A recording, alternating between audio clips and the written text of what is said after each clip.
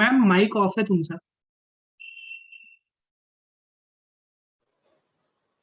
हम लोग जो यूनिट स्टडी कर रहे थे वो है वाटर ट्रीटमेंट एंड एनालिसिस। ठीक है, अब इस यूनिट में हम लोगों ने क्या डिस्कस किया है?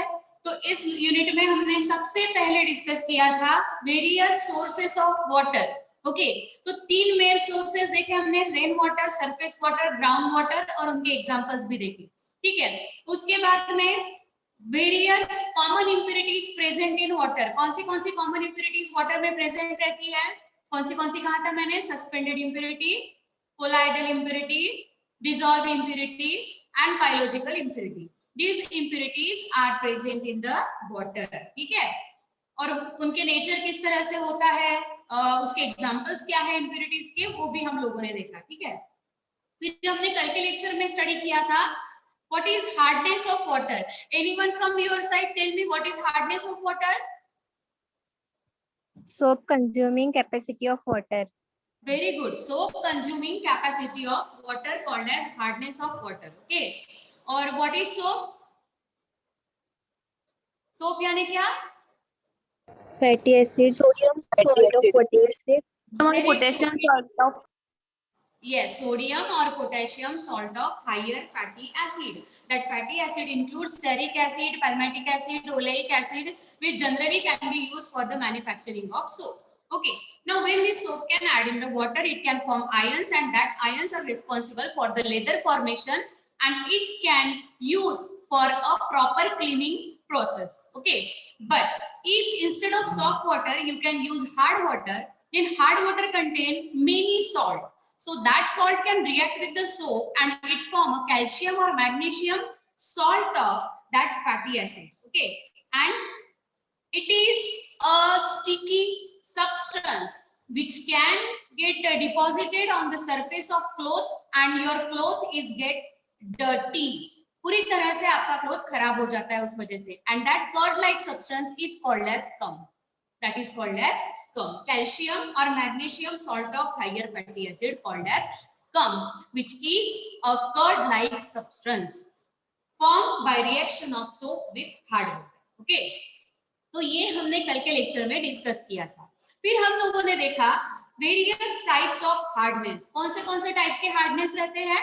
The first one is temporary hardness, second one is permanent hardness. Okay, so temporary hardness is also called as, उसे क्या कहते हैं हम लोग? Carbonate sorry, hardness and alkaline hardness। and which is salt responsible for temporary hardness? Calcium bicarbonate, magnesium bicarbonate. Yes, carbonates of magnesium and bicarbonates of calcium and magnesium responsible for temporary hardness, and it is called as temporary hardness because it can be easily removed by simple boiling technique। okay, then next one is permanent hardness। it is called as non-carbonate hardness, also called as non-alkaline hardness। why? because this hardness is caused because of the chlorides, sulfates and nitrates of calcium and magnesium, so it is called as non-carbonate hardness। and this is permanent, it cannot be removed by simple boiling technique। Temporary hardness simple boiling technique से हम लोग remove कर सकते हैं, but this hardness can not be remove by simple boiling technique, so this is called as permanent hardness. ठीक है, ये सब हमने कल के लेक्चर में स्टडी किया था। आज हमें क्या देखना है?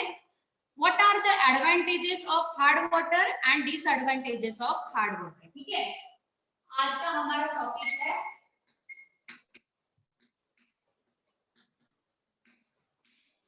advantages of hard water, और उसके बाद में हम लोग देखेंगे डिसएडवांटेजेस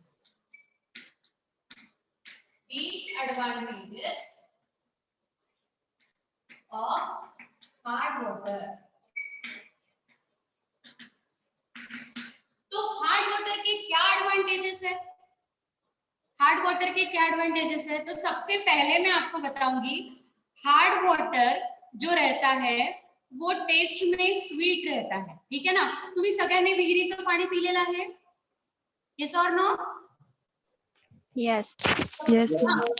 कॉर्पोरेशनचं पाणी जे आपल्या घरापर्यंत पोहोचते त्याला आपण मिनरल वॉटर म्हणूया किंवा सॉफ्ट वॉटर म्हणूया, ठीक आहे. आणि जे पाणी आपल्या घरी म्हणजे विहिरीला वगैरे असते ते पाणी किंवा बोरिंगचं पाणी, या दोघांची टेस्ट तुम्ही बघा. जे कॉर्पोरेशनचं पाणी आपल्याला येतं त्याची थोडीशी आपल्याला अशी कडवट टेस्ट लागते, कारण की प्रॉपर मिनरल्स त्याच्यामध्ये असतात. आणि जे हार्ड वॉटर असतं याच्यामध्ये जास्त प्रमाणात सॉल्ट प्रेझेंट असतात आणि त्यामुळे या पाण्याची म्हणजे हार्ड वॉटरची जी टेस्ट असते जनरली स्वीट टेस्ट असते, ठीक आहे. तर हा पहिला ऍडव्हान्टेजेस आहे. दूसरा एडवांटेज क्या है हार्ड वाटर का, कि हार्ड वाटर में प्रेजेंट रहते हैं कैल्शियम और मैग्नीशियम के सॉल्ट. मेनली हम कैल्शियम पे ट्रेस आउट करेंगे. तो उसमें कैल्शियम होने के कारण क्या होता है, तो हमारे जो बोन है, जो टीथ है, दैट गेट स्ट्रॉन्ग. वो कैसे हो जाते हैं, स्ट्रॉन्ग हो जाते हैं. समझ में आ रहा है आपको? जो हार्ड वाटर ड्रिंक करता है तो हार्ड वाटर में कैल्शियम के सॉल्ट प्रेजेंट रहते हैं और वो कैल्शियम आपके बॉडी में यूटिलाइज होता है. That can be utilized by the teeth, that can be utilized by the bones. So it provide the strengthening to the teeth as well as bone. ठीक है, स्ट्रेंथ प्रोवाइड करता है. तो ये सेकंड एडवांटेज है. Third advantage क्या कहेंगे हम लोग हार्ड वाटर का? थर्ड एडवांटेज क्या है? तो देखो, ये जो हार्ड वाटर रहता है ना, पहले जो ओल्ड हाउसेस थे, जो पुराने घर थे, तो वहां पे वाटर कैरी करने के लिए लेड के पाइप इस्तेमाल होते थे. कौन से? लेड के पाइप इस्तेमाल होते थे. अब लेड जो रहता है ना, ये पॉइजनस मेटल है, यानी इतना ज्यादा वो यानी यूजफुल नहीं है हमारे लिए. तो ये जो पाइपलाइन रहती थी, अगर ये पाइपलाइन में से गलती से अगर लेड मिक्स हो गया पानी में, तो उससे हमें कुछ भी पॉइजनस इफेक्ट हमें दिखाई देता था, ठीक है, हेल्थ पर इफेक्ट हमारे दिखाई देता था. तो अब क्या होता था, अगर हार्ड वाटर उसमें से कैरी हो जाए तो क्या होगा, लेड पाइप जो अंदर से पूरा वहां पे उसके सरफेस पे कैल्शियम के सॉल्ट डिपॉजिट हो जाते थे. और अगर कैल्शियम के सॉल्ट उस पर डिपॉजिट हो जाते थे तो लेड का पानी में मिक्स होने के चांसेस वहां पे पूरी तरह से निकल जाएंगे, या फिर वहां पे लेड पानी में मिक्स नहीं होगा, क्योंकि पानी में जो कैल्शियम मैग्नीशियम के सॉल्ट है वो inner surface of the pipe deposit हो चुके हैं, जिस वजह से लेड डायरेक्टली पानी में मिक्स नहीं होगा एंड आप सेफ रह सकते हो. हेल्थ इश्यू आपको कोई भी नहीं रहेगा. समझ में आया? So all these are the advantages of using hard water. ठीक है, लेकिन अगर हम इसके डिसएडवांटेजेस की बात करेंगे तो डिसएडवांटेजेस एडवांटेजेस से बहुत ज्यादा है. ठीक है, डोमेस्टिक पर्पज के लिए अगर आप लोग हार्ड वाटर का इस्तेमाल कर रहे हो तो उसके अलग डिसएडवांटेजेस है. इंडस्ट्रियल पर्पज के लिए हार्ड वाटर का इस्तेमाल कर रहे हो तो उसके अलग डिसएडवांटेजेस है. अगर क्लीनिंग पर्पज के लिए भी आप इसका इस्तेमाल कर रहे हो हार्ड वाटर का, वो भी अलग से डिसएडवांटेजेस देता है. और सबसे बढ़िया और सबसे इंपॉर्टेंट तो है बॉयलर. क्या है बॉयलर? बॉयलर क्या है पता है आपको? बॉयलर के बारे में बॉयलर सुना है आप लोगों ने? बॉयलर का इस्तेमाल किस चीज के लिए होता है पता है आप लोगों को? हेलो स्टूडेंट्स, किसी को सुनाई दे रहा है? Akhilesh, Aboli? Yes ma'am, yes ma'am. Okay, boiler का इस्तेमाल पता है आपको? कहाँ पे यूज होता है बॉयलर? No ma'am. मिस पानी बॉईल करने के लिए, स्टीम जनरेशन के लिए बॉयलर का इस्तेमाल स्टीम वाटर जनरेशन, हीटर. और वो स्टीम इस्तेमाल करके आप क्या कर सकते हो, पावर जनरेशन, इलेक्ट्रिसिटी प्रोड्यूस कर सकते हो.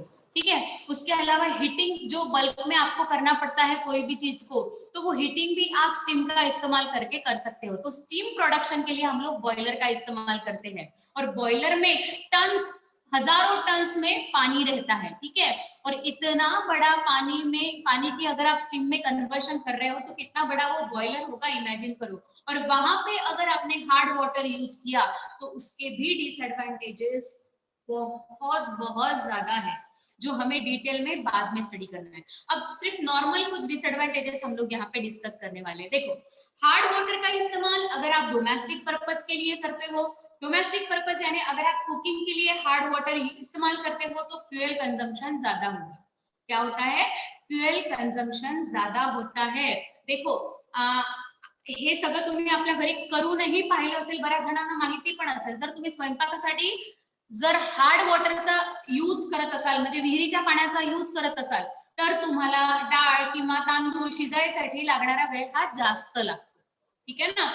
तुम्हाला जास्त वेळपर्यंत करावं लागतं किंवा ते भांड गरम करावं लागतं, म्हणजे wastage of fuel. Hard water अगर आप इस्तेमाल कर रहे हो फॉर कुकिंग पर्पसेस तो कुकिंग तो प्रॉपर होगा ही नहीं, डाळ तर मोस्ट ऑफ टाइम शिजतच नाही, शिवाय एखाद्या शिजली पण तर त्याला लागणारं फ्यूल हे जास्त असतं। हा पहिला disadvantage for cooking purpose. If you are using hard water for bathing purpose, अगर आप नहाने के लिए अगर हार्ड वाटर का इस्तेमाल कर रहे हो तो क्या होगा, तो जो स्किन है आपकी वो डार्क होते जाएगी। क्या होता है, हम लोग जनरली क्लीनिंग के लिए सोप का इस्तेमाल करते हैं, उसके बाद में हार्ड वाटर, तो it will form a scum like substance and it get deposit on the pores of your skin, और वहां पे अगर वो डिपॉजिट हो गए तो धीरे धीरे स्किन क्या होने लगती है, डल होने लगती है, डार्क होने लगती है। सो this is also one of the disadvantages of using hard water for bathing purposes. If you are going to use the hard water for the cleaning purpose, आप क्लीनिंग के लिए अगर हार्ड वाटर का इस्तेमाल कर रहे हो, क्लोथ क्लीनिंग के लिए वगैरह इस्तेमाल कर रहे हो, तो वहां पे आप जरूर डिटर्जेंट इस्तेमाल करोगे। आपने अगर डिटर्जेंट इस्तेमाल कर लिया तो हार्ड वाटर के साथ में वो भी स्कम फॉर्म करेगा और that scum get deposited on the pores of your clothes, और आपके देखो कपड़े कैसे हो जाएंगे ना, बहुत ज्यादा ऐसे कड़क हो जाते हैं। कभी कभी आप कपड़े धोते हो लेकिन अगर आपने हार्ड वाटर यूज किया रहेगा तो वो कपड़े धोने के बाद में आपने उसको सुखाना है, और सुखाने के बाद में आपको ध्यान में आएगा कि वो बहुत ज्यादा हार्ड हो चुका है कपड़ा। ऐसा क्यों हो जाता है? क्योंकि ये जो स्कम लाइक सब्सटेंस है वो डिपॉजिट हो जाएगा पोर्स में, और जिस वजह से आपका जो टेक्सचर है क्लोथ का वो पूरी तरह से डिस्ट्रॉय हो जाएगा, खराब हो जाता है। समझ में आया? So all these are the disadvantages of using hard water for domestic purpose. अब देखो इंडस्ट्रियल पर्पस में अगर आप हार्ड वाटर का इस्तेमाल करते हो तो क्या डिसएडवांटेजेस आपको दिखाई देंगे? तो सबसे पहले बताऊंगी, अगर आप पेपर इंडस्ट्री में हार्ड वाटर इस्तेमाल कर रहे हो, ठीक है, पेपर कैसे बनता है? पेपर किस चीज से बनता है बताओ? वुड। पेपर बनता है वुड से, ठीक आहे ना? जे लाकूड असतं ते लाकूड आपण घेतो आणि पाण्यामध्ये खूप दिवसापर्यंत भिजत ठेवावं लागतं, ठीक आहे? ते पाण्यामध्ये खूप दिवसापर्यंत भिजत ठेवल्यानंतर त्याचा एक पल्प तयार होतो आणि त्या पल्पला प्रोसेसिंग करून त्याचे पेपर्स तयार केले जातात। आता ये जो पेपर्स बनाने की जो प्रोसेस है, तो यहाँ पर शाइन और व्हाइटनेस प्रोवाइड करने के लिए पेपर्स को क्या इस्तेमाल होता है, तो रोजिन नाम का केमिकल इस्तेमाल होता है। और अगर आपका पानी हार्ड है यानी उसमें कैल्शियम के सॉल्ट प्रेजेंट है, तो कैल्शियम और मैग्नीशियम ये दोनों भी रोजिन से रिएक्ट हो जाते हैं और बॉटम में जाके प्रेसिपिटेट हो जाते हैं। तो पेपर को जिस तरह से ट्रीटमेंट मिलनी चाहिए रोजिन की, वो मिलती ही नहीं है, क्योंकि रोजिन ने कैल्शियम मैग्नीशियम के साथ में कॉम्प्लेक्स फॉर्म किया और नीचे जाके सैचुरेट हो गया। अब अगर रोजिन की ट्रीटमेंट पेपर को मिलेगी नहीं तो पेपर की क्वालिटी डल मिलेगी, आपको व्हाइटनेस ग्लोजीनेस मिलेगा आपको पेपर का? नहीं मिलेगा। समझ में आया आपको? तो this is one of the disadvantages of using hard water in paper industry. उसके अलावा अगर आप टेक्सटाइल इंडस्ट्री में इस्तेमाल कर रहे हो, टेक्सटाइल इंडस्ट्री में अगर हार्ड वाटर का इस्तेमाल कर रहे हो, तो टेक्सटाइल इंडस्ट्री में सबसे पहले हमको क्या बनाना पड़ता है, जो हम कहेंगे जिसको हम धागा कहते हैं, धागा जो बनाने की प्रोसेस रहती है सबसे पहले वो आपको बनाना पड़ता है। वो बनने के बाद में उसको अच्छी तरह से वॉशिंग देना पड़ता है, और जब आप वॉशिंग दे रहे हो तो वहां पे अगर हार्ड वाटर होगा फिर से क्या होगा, वो स्कम वो पूरे धागे में मिक्स हो जाएंगे और जो क्वालिटी है आपके धागे की वो पूरी तरह से डिस्ट्रॉय हो जाएगी। तो टेक्सटाइल इंडस्ट्री में भी आप लोग हार्ड वाटर का इस्तेमाल नहीं कर सकते हो। तीसरा है डाइंग इंडस्ट्री। डाइंग इंडस्ट्री यानी जिसमें कलर दिया जाता है, कलर प्रोवाइड किया जाता है कोई भी क्लॉथ को। पहले तो व्हाइट क्लॉथ बनेगा फिर आप उसको कलर दोगे। तो डाइंग इंडस्ट्री में क्या होता है, अगर आप वाटर में आपको एक प्रॉपर डाई मिक्स करना पड़ता है, ठीक है, और ऐसे वक्त अगर आप हार्ड वाटर इस्तेमाल कर रहे हो तो हार्ड वाटर में जो कैल्शियम और मैग्नीशियम के सॉल्ट है वो रिएक्ट होते हैं, आपके डाई के साथ में, और डाई का एक ही जगह पे ऐसे पैचेस वगैरह आपको क्लॉथ पे डिपॉजिट हुए वाले मिलेंगे। क्योंकि क्या हो जाएगा, कैल्शियम डाई के साथ में कॉम्प्लेक्स फॉर्म करेगा, बॉटम पे जाके डिपॉजिट हो जाएगा। अब जो व्हाइट क्लॉथ को आपको कलरिंग करना है वो आप लोगे और बकेट में डिप करोगे जिसमें कलर देना है आपको। अब वो बकेट में आपने डिप कर दिया तो क्या हो जाएगा, वो जो प्रेसिपिटेट फॉर्म हुआ है वो एक जगह पे ज्यादा अप्लाई हो जाएगा, दूसरी जगह पे कम अप्लाई होगा, ठीक है। और जब आप वो क्लॉथ बाहर निकालोगे, क्लॉथ पूरी तरह से खराब हो चुका होगा, क्योंकि वहां पे यूनिफॉर्म डाइंग नहीं हुआ है, कुछ जगह पे ज्यादा कुछ जगह पे कम, इस तरह से डाइंग हुई है, क्योंकि कॉम्प्लेक्स फॉर्म हो गया था कैल्शियम मैग्नीशियम सॉल्ट का बाकी के आयन से यानी डाई से कॉम्प्लेक्स फॉर्म हो गया था, और इस वजह से वहां पे प्रॉपर डाइंग प्रोसेस भी नहीं हुई है। तो ये भी एक डिसएडवांटेजेस है using hard water in dyeing industry. उसके बाद में है शुगर इंडस्ट्री। अगर आप शुगर इंडस्ट्री में हार्ड वाटर का इस्तेमाल करते हो तो शुगर का क्रिस्टलाइजेशन ही प्रॉपर नहीं होगा, जो भी क्रिस्टल्स हमें मिलने चाहिए शुगर के वो उस तरह से मिलते ही नहीं है, ठीक है। और येलो कलर की शुगर आपको मिलेगी जो कि कोई भी काम की नहीं। समझ में आया है? तो इस तरह से क्रिस्टलाइजेशन भी नहीं होगा, ऐसे बड़े बड़े आपको वहां पे क्रिस्टल्स मिलेंगे, शुगर के प्रॉपर क्रिस्टल्स नहीं मिलेंगे। तो all these are the disadvantages of using hard water in industrial use, for the industrial use. अगर आप हार्ड वाटर का इस्तेमाल करते हो तो ये सब उसके साइड इफेक्ट है। अगर आप डोमेस्टिक पर्पज के लिए इस्तेमाल कर रहे हो हार्ड वाटर, उसके भी साइड इफेक्ट हम लोगों ने देखे। और उसके अलावा हार्ड वाटर अगर आप बॉयलर में इस्तेमाल करने वाले हो तो उसका एक कंप्लीट सेक्शन हमें बाद में स्टडी करना है यही यूनिट में, ठीक है, तो हम बाद में देखेंगे। So all these are the disadvantages of using hard water. Okay, सभी को समझ में आया? किसी को कोई दिक्कत है या पूछना है इसके बारे में? कळलं सगळ्यांना? Yes, ma'am. Yes, ma'am. Yes, ma'am.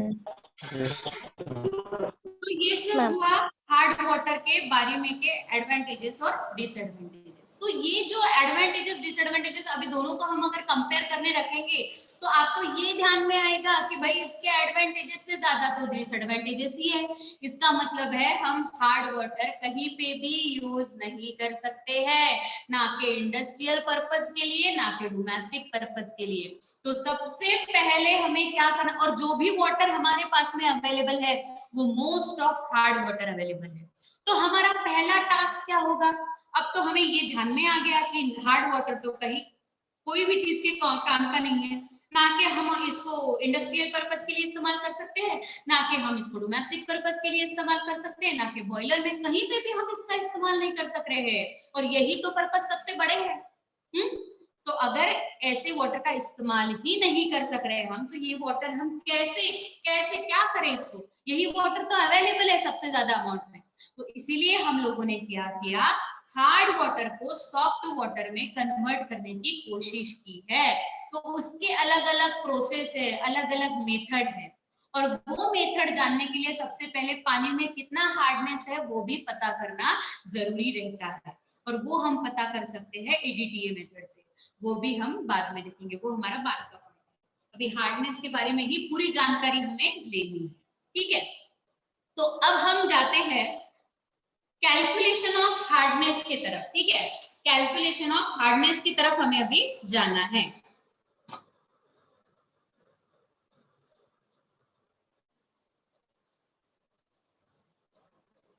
Next point है हमारा आज का डिग्री ऑफ हार्डनेस। इसको हम कहते हैं डिग्री ऑफ हार्डनेस।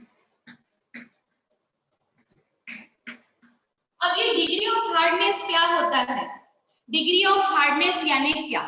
तो देखो, इतना बड़ा रिवर है, ठीक है, और रिवर का पानी हम लोगों को इस्तेमाल करना है, या फिर बहुत बड़ा डैम है और डैम का ही पानी हम लोगों को इस्तेमाल करना है। तो अब हम लोग क्या करें, ठीक है, क्योंकि डैम का पानी या रिवर का पानी उसमें तो बहुत सारे सॉल्ट मिक्स होंगे, ठीक है ना, तो वो उसको वो ऐसे पानी को इस्तेमाल करने हार्डनेस कितना है वो आपको पता होना जरूरी रहता है। अब वो हार्डनेस मेजर करने के लिए अब रिवर वाटर में तो बहुत सारे सॉल्ट मिक्स होंगे, उसमें कैल्शियम क्लोराइड भी होगा, कैल्शियम सल्फेट भी होगा, मैग्नीशियम क्लोराइड, मैग्नीशियम सल्फेट, उसके अलावा बाकी के भी KCl, कार्बोनेट वगैरह बहुत सारे सॉल्ट नदी में प्रेजेंट होने वाले, नदी के पानी में प्रेजेंट होने वाले हैं। ठीक है, तो अगर हमें डिग्री ऑफ हार्डनेस कोई भी वाटर की बतानी रहती है तो हम लोग क्या करते हैं, अगर हमें कोई भी वाटर का हार्डनेस डिसाइड करना है, डिग्री ऑफ हार्डनेस डिसाइड करना है, तो सबसे पहले एक टेक्नोलॉजी हमने न्यू कंसेप्ट हमने डिराइव किया है। वो क्या कंसेप्ट है, तो सभी सॉल्ट को हम लोग in terms of calcium carbonate convert करते हैं और यूनिफॉर्मली फिर हम उसका हार्डनेस बताते हैं। ठीक है, हार्डनेस बताने का यूनिट कुछ भी रहे, समझ लो mg पर लीटर ये यूनिट है,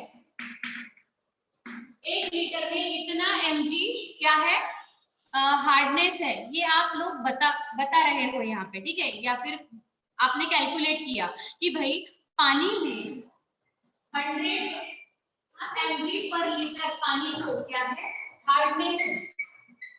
ठीक है ना, लेकिन इतना बताना काफी है नहीं, क्योंकि पानी को अगर 100 mg पर लीटर हार्डनेस पानी में है, इसका मतलब 100 mg सॉल्ट पर लीटर पानी में प्रेजेंट है। लेकिन कौन सा सॉल्ट, कौन सा सॉल्ट, सॉल्ट तो नंबर ऑफ सॉल्ट रहते हैं।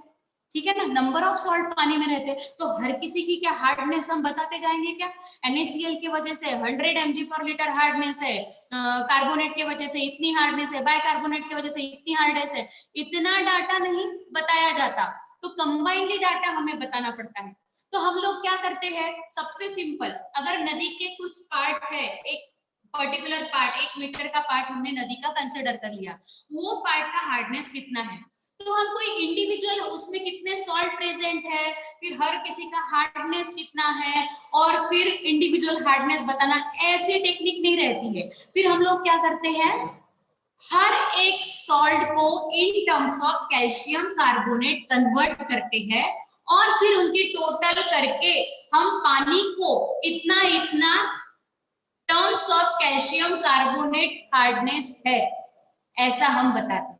यानी कैसा, देखो अगर कैल्शियम क्लोराइड की वजह से 50 mg पर लीटर हार्डनेस है, ठीक है, मैग्नीशियम सल्फेट की वजह से पानी में 150 mg पर लीटर इतना हार्डनेस है, तो हम क्या इंडिविजुअली बताएंगे इसका इतना हार्डनेस है, ये नदी के पानी में इसके वजह से इतना हार्डनेस है, हाँ हमें कंबाइनली बताना है वो पानी का हार्डनेस कितना है। तो हमें क्या करना पड़ता है, ये दोनों भी सॉल्ट को हमें in terms of calcium carbonate convert करना है।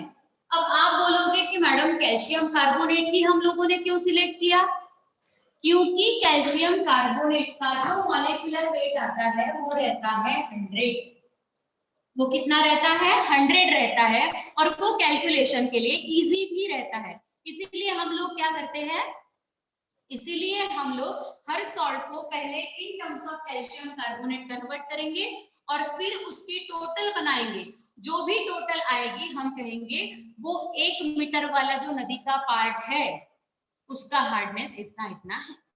ठीक है, तो हमारा पहला टास्क क्या है, डिग्री ऑफ हार्डनेस कैलकुलेट करना, और degree of hardness we express in terms of calcium carbonate. Why?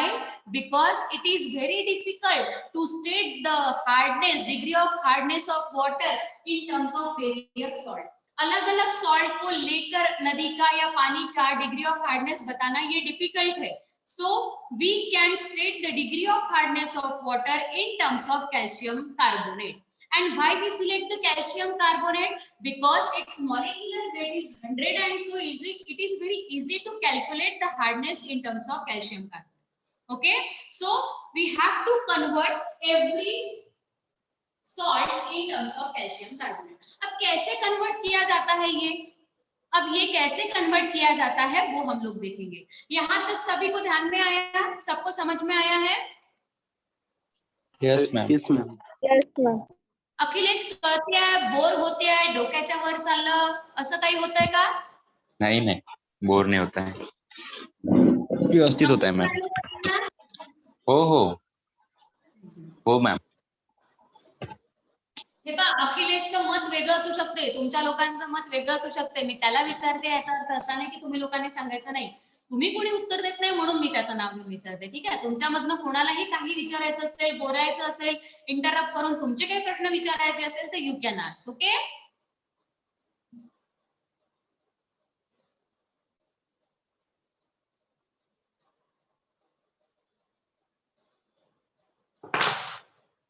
सो आता आपल्याला शिकायचं है कि डिग्री ऑफ हार्डनेस कसं कैलकुलेट करतात. आज हमें देखना है कि डिग्री ऑफ हार्डनेस हम किस तरह से कैलकुलेट करते हैं. तो डिग्री ऑफ हार्डनेस यानी क्या, सबसे पहले तो पानी में कितना हार्डनेस है वो बताना in terms of calcium carbonate. अब वो कैसे बताया जाता है, तो देखो सब लोगों ने ध्यान देना है यहाँ. ठीक है, पहले मैं एक एग्जांपल ले लूंगी यहाँ पर. तो देखो पानी में आपके है कैल्शियम सल्फेट, कितना है 200 mg पर लीटर पानी में है कैल्शियम कार्बोनेट. और दूसरा है मैग्नीशियम क्लोराइड, ये कितना है पानी में, ये है 50.